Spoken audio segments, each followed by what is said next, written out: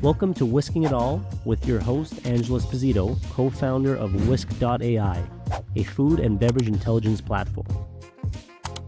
I want to show you in this video how you can easily create your recipes so you can actually cost them out. Most restaurants do this maybe annually, seasonally, or maybe when they change their menu, but ideally you want to keep up with this. So the nice thing about Wisk is we actually are synced with your invoices, because all you got to do is use your phone to snap pictures of it. And what ends up happening is all the up-to-date prices are there. You have real-time cost of goods, not just once a year or once a season. Why? Because if the price of tomato fluctuated, it'll be reflected in that recipe. If chicken went up in price, it's reflected in that recipe because you guys will be scanning invoices into the Wisk system. So having said that, let's just create a BLT today just so you guys can see like what the interface actually looks like. What happens is Wisk integrates with over 60 point of sale systems. So this point of sale items tab will actually import all your menu items with the selling prices. So if you sell a BLT and you sell it for $12, it'll appear here.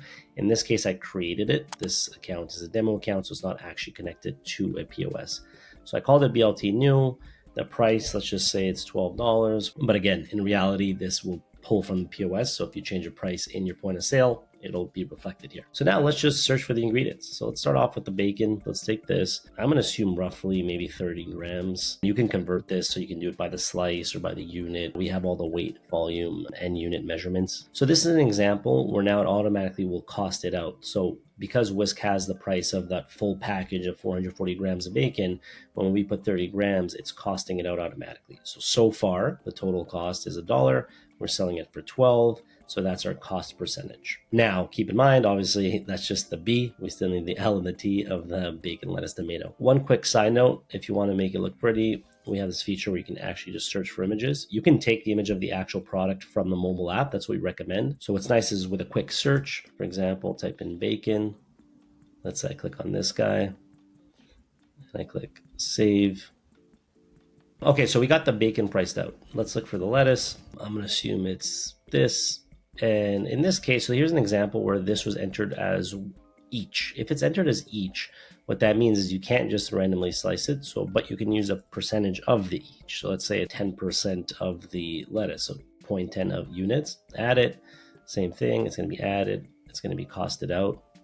There you go, 19 cents. The next thing is the tomatoes. What you can do is set it by grams or weight, and then you can use a portion of the weight. Don't worry about the exact measurements. I'm not a chef. I'm just putting this together so you can see how it's calculated. So what you're starting to see now is you have the breakdown of the bacon, the lettuce, the tomatoes. You have the cost of each, and you have the cost percentage. So far, 74% of this cost is attributed to the bacon, 14% is attributed to the lettuce, and 11% attributed to the tomato. This gives us the total cost and the total cost percentage. And this is the profit, obviously. So 12 minus the $1.38 gives us that 1062. So let's look for some bread. In this case, I think we have some perfect whole wheat bread. Again, because this one was entered in ounces, I believe, then you'll see you have more measurement types here. If it's in weight, then you'll have the weight measurements, meaning you can put grams, kilos, pounds, dry ounces, or just by unit. I just want to show you how easy it is to just add this. Then you have your full breakdown. Maybe we're missing some mayo. Let's just say it's this one. It's a 15-ounce bottle. So this one is fluid ounces. So now you have the breakdown of each ingredient, I should say. You have the cost. And what's nice is all these are linked to the invoices. So if tomorrow you receive an invoice from your supplier and this tomato is now, I don't know, more expensive, it might go from 16 cents for these 0.2 units to 20 cents as an example. So all this will adjust in real time as invoices are scanned in, which means your cost updates, which means your cost percentage updates. So it's one really powerful feature is you can set a cost alert, and we like to say set it and forget it. So let's say you're happy with this 15%, which is obviously great. 15% cost, what does that mean? It means 85% profit margins. Let's just say you want to leave some wiggle room and, hey, I don't want it to go above 20%. Well, now you can set this number here. You kind of forget about it.